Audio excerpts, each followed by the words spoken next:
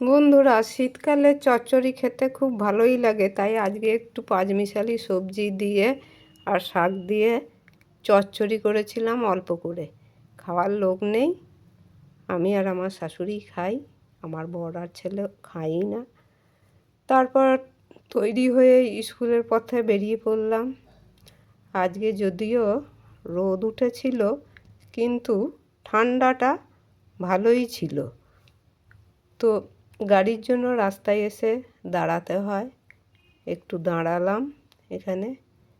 এই জায়গাটাতেই এসে আমি রোজ গাড়ির জন্য দাঁড়াই, তারপর এখান থেকে গাড়িতে চেপে যাই।